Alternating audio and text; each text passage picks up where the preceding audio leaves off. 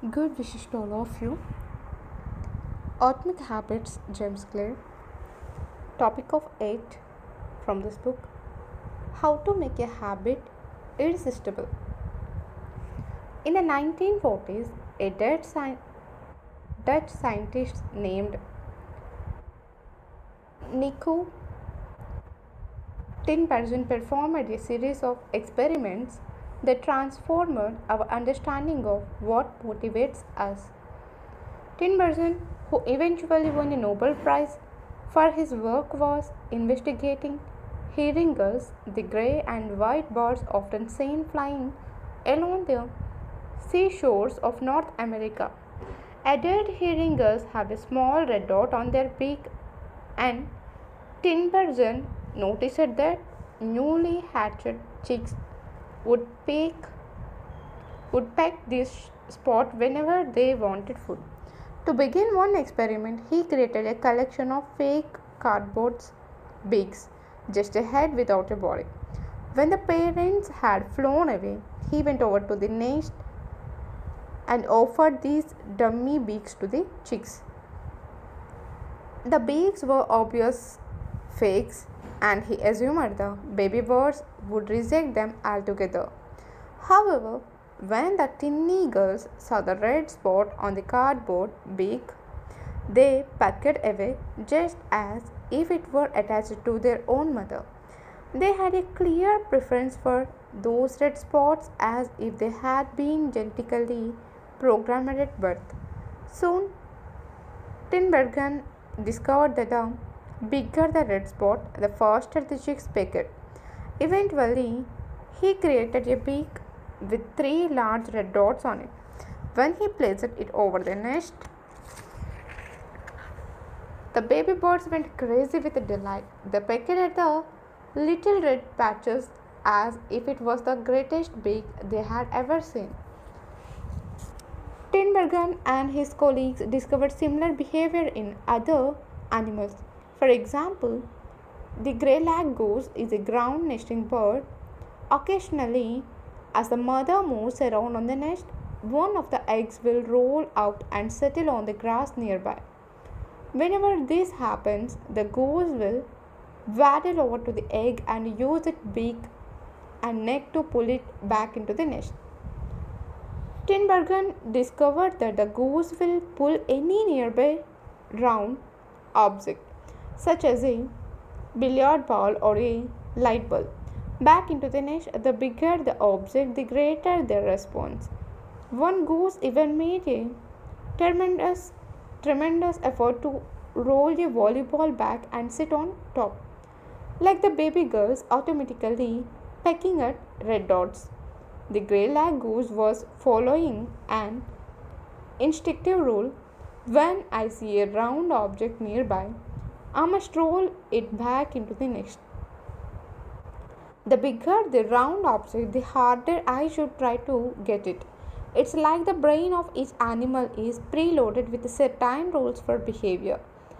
And when it comes across an exaggerated version of that rule, it lights up like a Christmas tree. Scientists refer to these exaggerated cues as supernormal stimuli. A supernormal stimulus is a heightened version of reality, like a beak with three red dots, or an egg the size of a volleyball, and it elicits a stronger response than usual. Humans are also prone to fall for exaggerated versions of reality. Junk food, for example, drives our reward systems into a frenzy. After spending hundreds of thousands of years hunting and foraging for food in the wild, the human brain has evolved to place a high value on salt, sugar, and fat.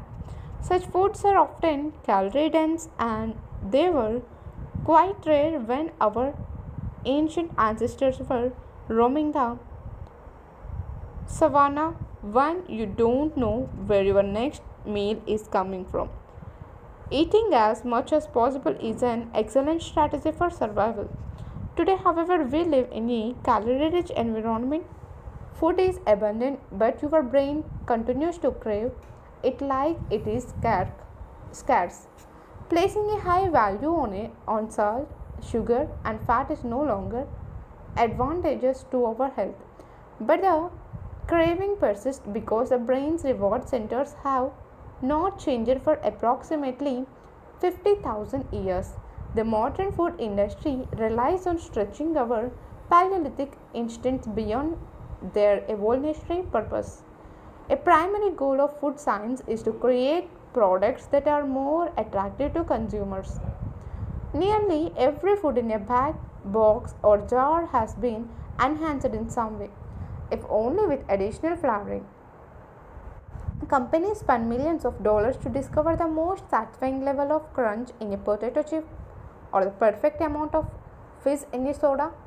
Entire departments are dedicated to optimizing how your product feels in your mouth, a quality known as oral sensation. French fries, for example, are a potent combination, golden brown and crunchy on the outside, light and smooth on the inside. Other processed foods enhance dynamic contrast, which refers to items with a combination of sensations like crunchy and creamy. Imagine the goodness of melted cheese on top of a crispy pizza crust, or the crunch of an Oreo cookie combined with its smooth center. With natural and processed foods, you tend to experience the same sensations over the over. How's that 17th bite of Kali taste? After a few minutes, your brain loses interest and you begin to feel full. But foods that are high in dynamic contrast keep the experience novel and interesting, encouraging you to eat more. Ultimately, such strategies enable food scientists to find the bliss point for each product, the precise combination of salt, sugar, and fat that excites your brain and keeps you coming back for more. The result, of course, is that you overeat because hyperpalatable foods are more attractive to the human brains. At Stephen Guinnett, a neuroscientist who specializes in eating behavior and obesity, says, "We have got good at pushing our own buttons." The modern food industry and the overeating habits it has spawned is just one example of the second law of behavior change. Make it attractive. The more attractive an opportunity is, the more likely it is to become habit forming. Look around. Society is filled with highly engineered versions of reality that are more attractive than the world our ancestors evolved in. Stores feature mannequins with exaggerated hips and breasts to sell clothes. Social media delivers more likes and praise in a few minutes than we could ever get in the office or at home. Online porn splices together stimulating scenes at a rate that would be impossible to replicate in real life. Advertisements are created with a combination of idle lighting, professional makeup, and photo shopped edits. Even the model doesn't look like the person in the final image. These are the supernormal stimuli of our modern world. They exaggerate features that are naturally attractive to us, and our instincts go wild as a result, driving us into excessive shopping habits, social media habits, porn habits, eating habits, and the many others. If history serves as a guide, the opportunities of the future will be more attractive than those of today. The trend is for rewards to become more concentrated and stimuli to become more enticing. Junk food is a more concentrated form of calories than natural foods. Hard liquor is a more concentrated form of alcohol than beer. Video games are a more concentrated form of play than board games. Compared to nature, these pleasure packed experiences are hard to resist. We have the brains of our ancestors but temptations they never had to face. If you want to increase the odds that a behavior will occur, then you need to make it attractive. Throughout our discussion of the second law, our goal is to learn how to make our habit irresistible. While it is not possible to transform every habit into a supernormal stimulus, we can make any habit more enticing. To do this, we must start by understanding what a craving is and how it works. We begin by examining a biological signature that all habits share, the dopamine spike. The dopamine driven feedback loop.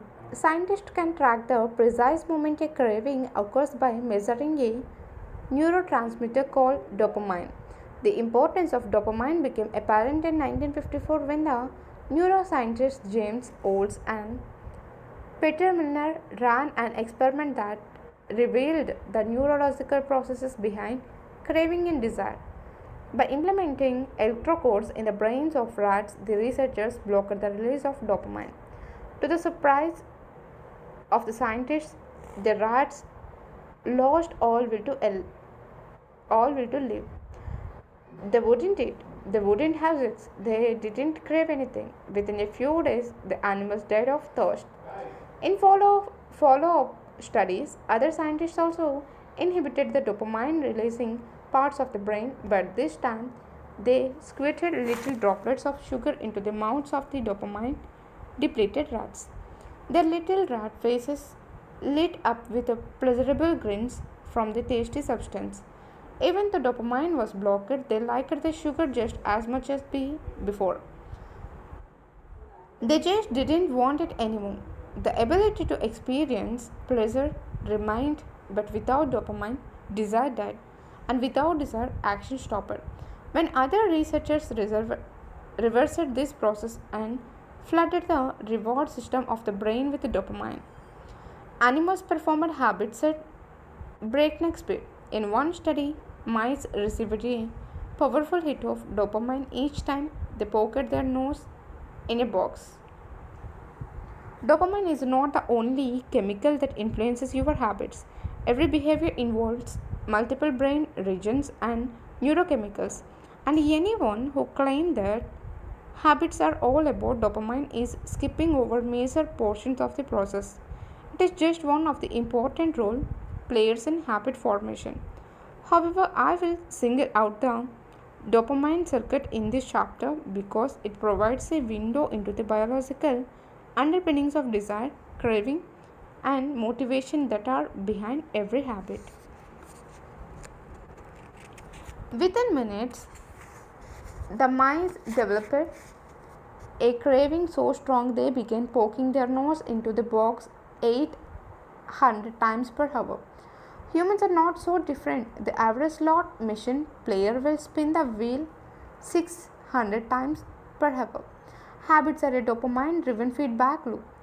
Every behavior that is highly habit forming, taking drugs, eating junk food, playing video games, browsing social media, is associated with a higher levels of dopamine. The same can be said for our most basic habitual behavior like eating food, drinking water, having sex, and interacting socially. For years, scientists assumed dopamine was all about pleasure, but now we know it plays a central role in many neurological processes, including motivation, learning and memory, punishment and aversion, and voluntary movement. When it comes to habits, the key takeaway is this: dopamine is released not only when you experience pleasure, but also when you anticipate it. Gambling addicts have a dopamine spike before they place a bet, not after they win. Cocaine addicts get a surge of dopamine when they see the powder, not after they take it. Whenever you predict that an opportunity will be rewarding, your levels of dopamine spike in anticipation. And whenever dopamine rises, so does your motivation to act. It is the anticipation of a reward, not the fulfillment of it, that gets us to take action. Interestingly, the reward system that is activated in the brain when you receive a reward is the same system that is activated when you anticipate a reward. This is one reason the anticipation of an experience can often feel better than the attainment of it. As a child, thinking about Christmas morning can be better than opening the gifts. As an adult, daydreaming about an upcoming vacation can be more enjoyable than actually being on vacation. Scientists refer to this as the difference between wanting and liking. Before a habit is learned, dopamine is released when the reward is experienced for the first time. The next time around, dopamine rushes before taking action immediately after a cue is recognized. This spike leads to a feeling of desire and a craving to take action whenever the cue is spotted. Once a habit is learned, dopamine will not rise when a reward is experienced because you already expect the reward. However, if you see a cue and expect a reward but do not get one, then dopamine will drop in disappointment. The sensitivity of the dopamine response can clearly be seen when a reward is provided late. For the cue is identified and dopamine rises as a craving builds. Next year, response is taken but the reward does not come as quickly as expected and dopamine begins to drop. Finally, when the reward comes a little later than you had hoped, dopamine spikes again. It is as if the brain is saying, "See, I knew I was right. Don't forget to repeat this action next time."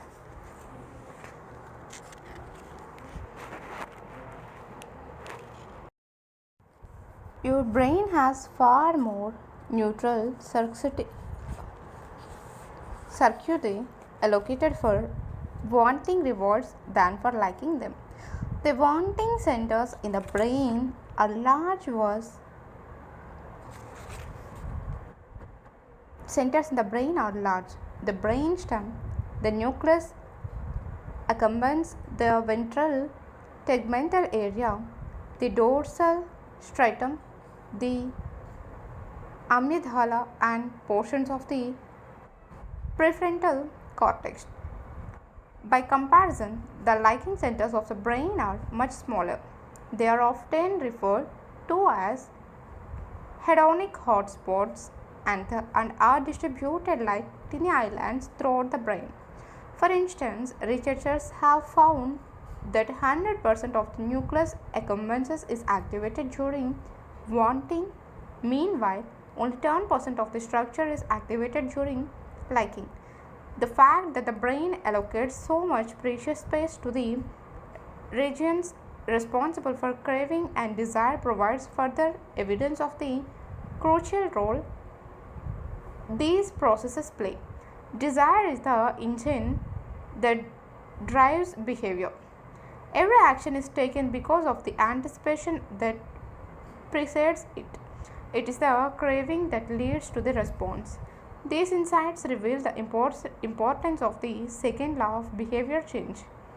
We need to make our habits attractive because it is the expectation of a rewarding experience that motivates us to act in the first place. This is where a strategy known as temptation bundling comes into play.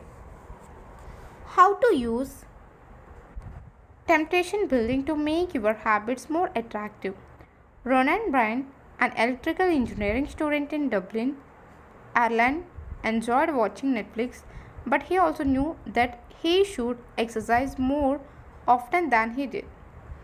Putting his energy engineering skills to use, Bryan hacked his stationary bike and connected it to his laptop and television. Then he wrote a computer program that would allow Netflix to run only if he was cycling at a certain speed. If he slowed down for too long, whatever show he was watching would pause until he started pedaling again. He was, in the words of one fan, eliminating obesity one Netflix binge at a time. He was also employing temptation bundling to make his exercise habit more attractive.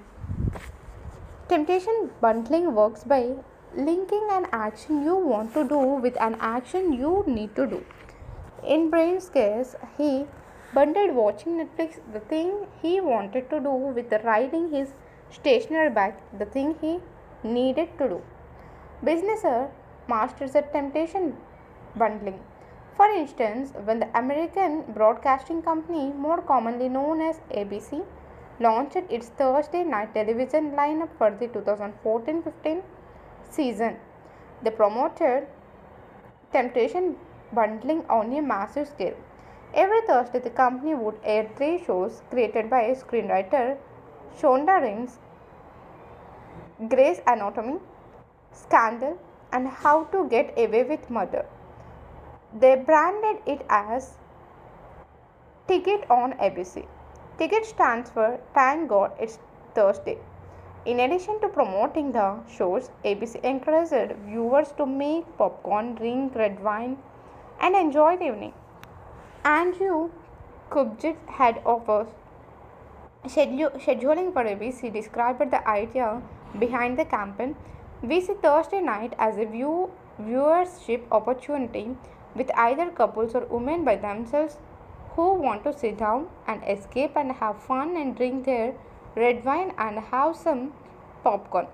The brilliance of this strategy is that ABC was associating the thing they needed viewers to do, watch their shows, with activities their viewers already wanted to do: relax, drink wine, and eat popcorn.